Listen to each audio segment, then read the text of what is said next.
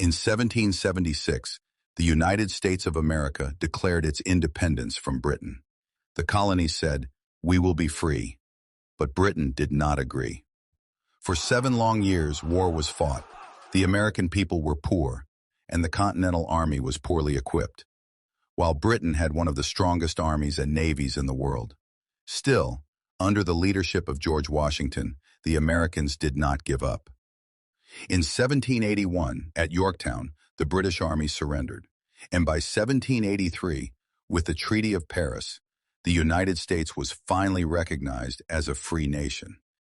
But freedom was not complete, because while the new nation was free from Britain, millions of people within America were still not free. Slavery had existed long before independence, and even after 1783, it continued to grow.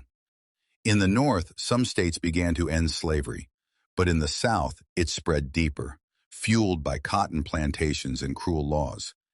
The country was divided, half free, half slave, and every year the tension grew stronger.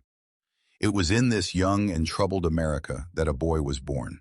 On February 12, 1809, in a small log cabin in Kentucky, a child entered the world with no wealth, no privilege, no power. His name was Abraham Lincoln. One day, he would rise to lead this divided nation, end slavery, and give true meaning to the word freedom. Government of the people, by the people, for the people, shall not perish from the earth. This is the story of Abraham Lincoln, the leader who saved the Union and ended slavery.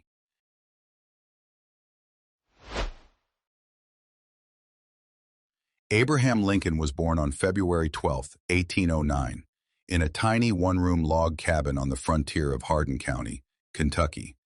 His father, Thomas Lincoln, worked as a struggling farmer and carpenter. His mother, Nancy Hanks Lincoln, was gentle and kind, teaching young Abraham the values of honesty, compassion, and hard work. The family owned very little. Their cabin had no proper floor, no glass windows, and no comforts. Life was a daily fight for survival. Food came from hunting and farming, and clothes were made at home from rough cloth. When Abraham was just 9 years old, tragedy struck. His mother fell sick and died of milk sickness, a disease caused by drinking contaminated milk. The loss left a deep scar on the boy's heart. After his mother's death, young Abraham's life was filled with struggle. Yet even through this pain, he carried one treasure, his love for learning. There were almost no regular schools nearby. Sometimes a teacher, known as a wandering schoolmaster, would come to the area. Classes were held in a log cabin or even in a barn, and lasted only a few weeks or months before the teacher moved on. All those short lessons together gave him less than 1 year of schooling in his entire life. And because his family was poor, Abraham spent most of his days working in the fields, cutting wood, and plowing soil. Still, Lincoln refused to let that stop him. He borrowed books from neighbors. At night, he sat by the glow of a fire, reading the Bible, Aesop's fables, history, and law. He wrote and practiced on wooden boards when he had no paper. Slowly, word by word, he taught himself. Though born in poverty, with almost no education, Abraham Lincoln's hunger for knowledge would one day grow into the wisdom of a leader.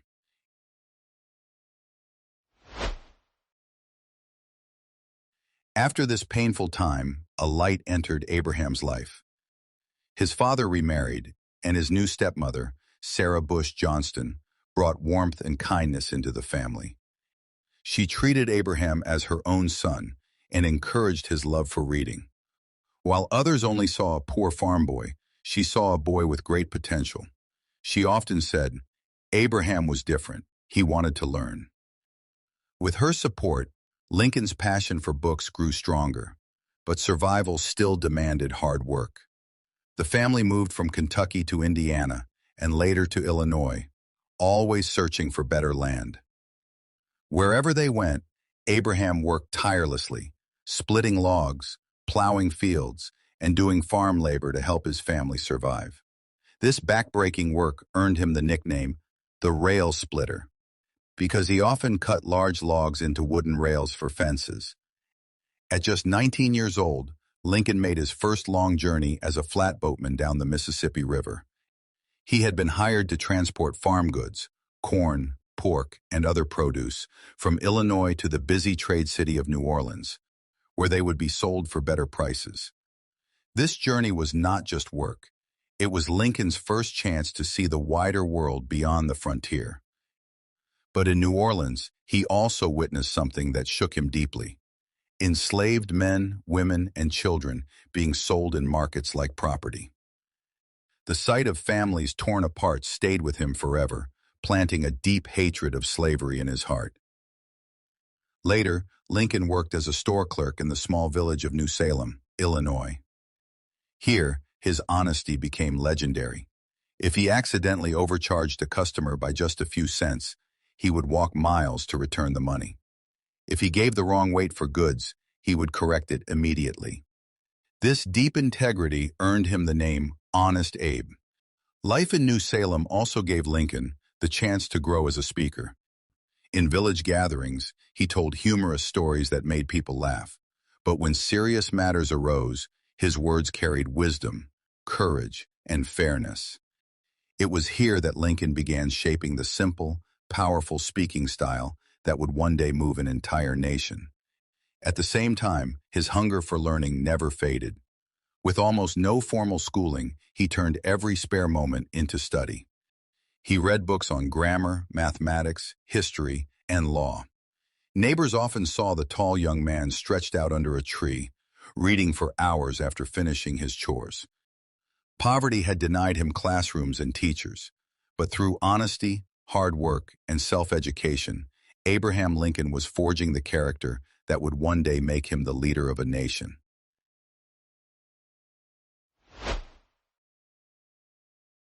By his early 20s, Abraham Lincoln had already lived many lives: farm worker, rail splitter, flatboatman, and store clerk. But inside, he carried bigger dreams. He wanted to understand the world and to serve people beyond his village. In 1832, at just 23 years old, Lincoln announced his candidacy for the Illinois state legislature. He had no money, no formal education, and no powerful connections. All he had was his honesty, his hard work, and his growing skill with words. The election was tough, and Lincoln lost. For most men, defeat would have been the end. But for Lincoln, it was the beginning. Instead of giving up, he made a decision. If he was going to serve the people, he needed to prepare himself. So he trained his mind and his voice. Lincoln began to study grammar, mathematics, and history more seriously. He read law books by himself, page by page, line by line, often borrowing them from friends and walking miles just to return them. At night, he practiced speeches by firelight, testing the rhythm of his words. During the day, he joined community debates, learning how to speak with confidence before an audience. Slowly, the awkward farm boy became a bold speaker. His plain but powerful style reached the hearts of ordinary people. His ability to tell stories, use humor, and speak with honesty made him stand out. By 1834, Lincoln tried again, and this time, the people elected him to the Illinois House of Representatives. He would serve 4 terms, from 1834 to 1842. As a legislator, Lincoln worked for the people. He supported building roads, bridges, and canals so farmers could move crops and goods more easily. He spoke in favor of education, believing schools should be open to all children, not only the rich.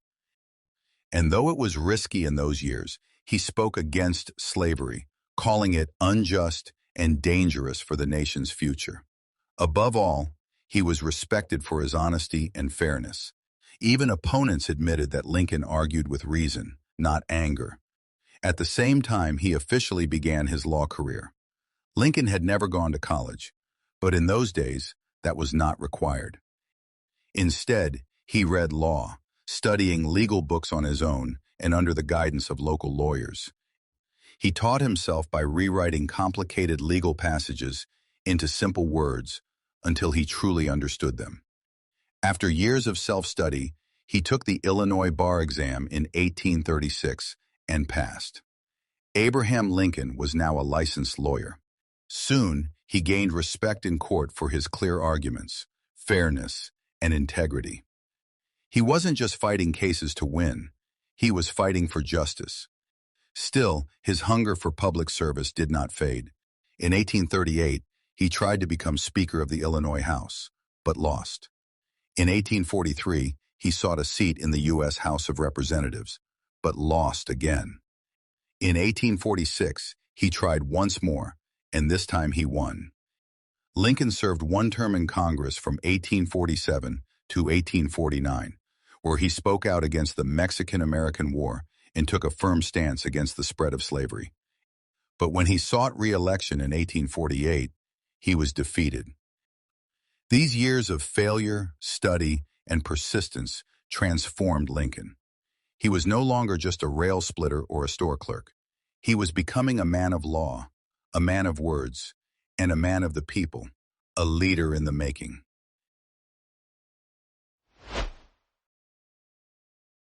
By the 1850s, Abraham Lincoln was a well-respected lawyer in Illinois, but America itself was breaking apart. The country was divided between North and South, between states that opposed slavery and states that defended it. Every new territory that wanted to join the Union raised the same burning question: would it be free or slave? In 1854, Congress passed the Kansas-Nebraska Act. It allowed the people of new territories to decide for themselves whether to allow slavery. To Lincoln, this was dangerous. It opened the door for slavery to spread across the nation. The act pulled Lincoln back into politics with new fire. He gave powerful speeches warning that slavery was not only unjust, but a threat to America's survival. In one of his most famous lines, he declared, "A house divided against itself cannot stand." He warned that the United States could not last forever, half free and half slave. Many agreed with him. Others were furious, but no one could ignore him anymore. In 1858, Lincoln ran for the U.S. Senate from Illinois, one of the two lawmaking bodies of Congress, where each state is represented by 2 senators. Winning a Senate seat meant national influence and power. His opponent was the famous Democrat Stephen A. Douglas. What happened next became one of the most famous events in American politics, the Lincoln-Douglas debates. Crowds gathered by the thousands. Farmers, townspeople, and travelers filled fields and town squares just to hear them speak. The debates were long, sometimes lasting 3 hours. Douglas was confident and polished, a skilled politician. But Lincoln, tall, plain-looking, with a voice full of conviction, spoke to people's hearts. He argued that slavery was morally wrong. He said that no man had the right to own another. He did not speak with fancy words, but with clarity, honesty, and a deep belief in justice. When the votes were counted, the people of Illinois had supported Lincoln strongly. But in those days, senators were not chosen directly by the people. They were chosen by the state legislature, and because the Illinois legislature had more Democrats than Republicans, they gave the seat to Stephen Douglas. So Lincoln was defeated, but the debates made him a national figure. Newspapers across the country published his speeches. People who had never heard his name before now spoke of him as a man of wisdom and courage. Defeat had once again carried him forward, from the log cabin to the courtroom, and now to the national stage. Abraham Lincoln's rise could no longer be stopped.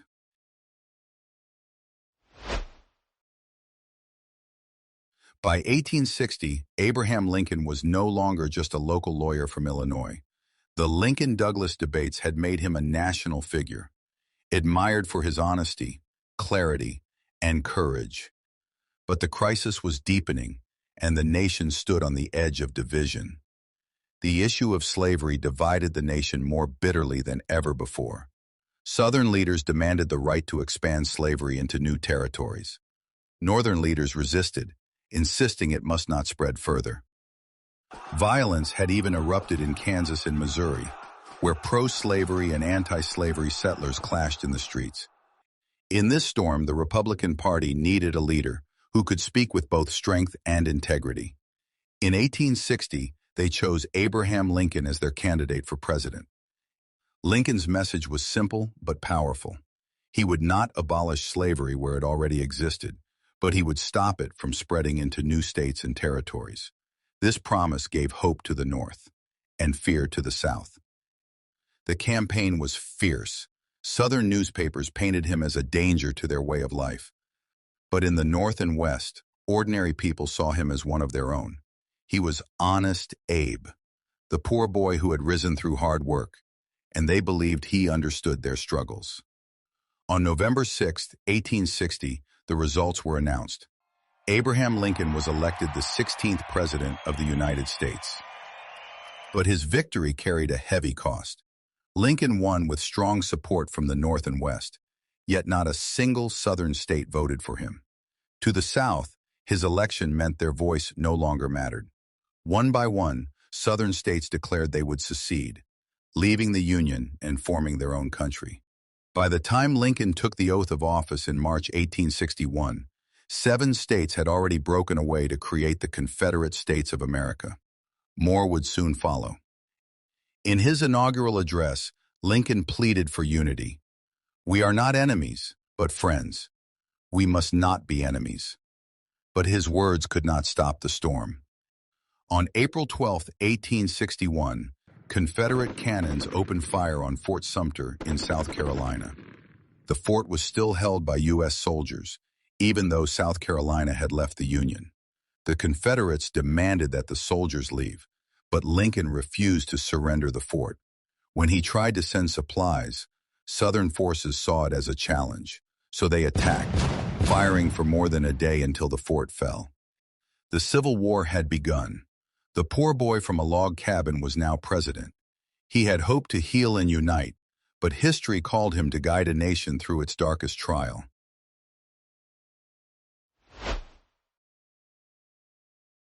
The Civil War was unlike anything America had ever seen.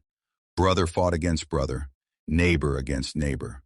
The nation was torn in two, the Union in the North and the Confederacy in the South.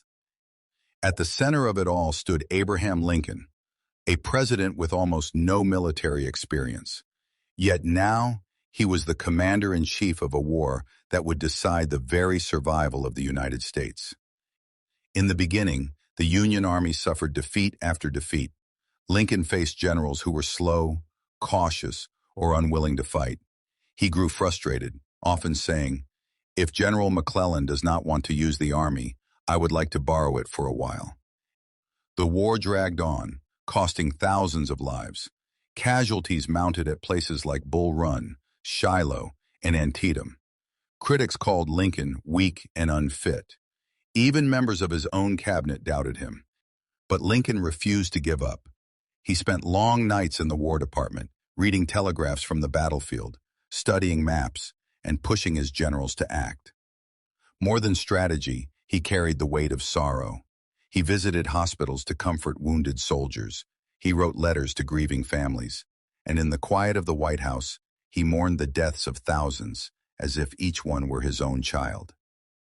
As the war continued, Lincoln realized it was not only a fight to save the Union, it was a fight to end slavery. On January 1, 1863, he signed the Emancipation Proclamation. With one stroke of the pen, he declared that all enslaved people in the Confederate States were free. The proclamation did not end slavery everywhere, but it changed the very purpose of the war.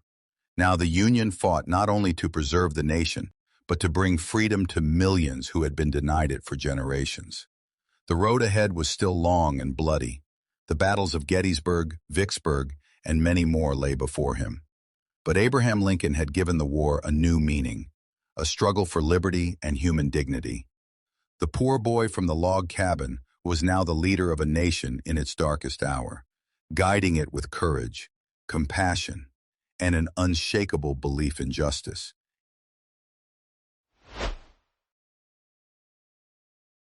By mid-1863, the Civil War had already claimed hundreds of thousands of lives. The nation was bleeding, and the outcome was still uncertain. But in the summer of that year, two great victories gave the Union new hope. In the West, Union forces under General Ulysses S. Grant captured Vicksburg, Mississippi. This gave the Union control of the Mississippi River, splitting the Confederacy in two. At the same time, in the East, Union and Confederate armies clashed in a small town in Pennsylvania, Gettysburg. For 3 days, from July 1st to July 3rd, 1863, the fields ran red with blood. More than 50,000 soldiers were killed, wounded, or missing. It was the largest battle ever fought in North America. When the smoke cleared, the Union had won. The Confederate Army retreated, never again able to launch a major invasion of the North. Gettysburg was the turning point of the war. Months later, on November 19, 1863, Abraham Lincoln traveled to Gettysburg to dedicate a cemetery for the fallen soldiers. The main speaker that day talked for 2 hours. Lincoln then rose to speak. He spoke for only 2 minutes, but his words became immortal.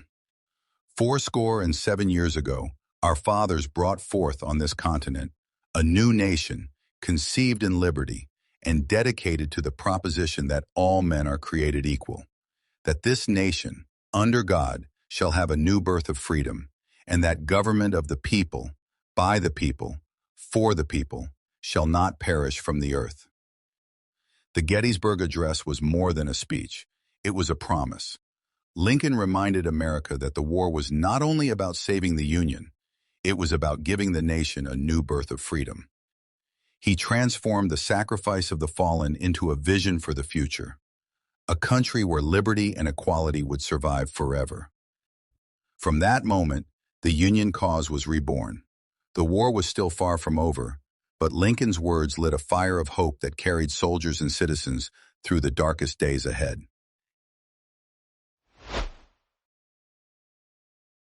By 1864, the Civil War had dragged on for more than 3 years. The Union had won key victories, but the bloodshed seemed endless.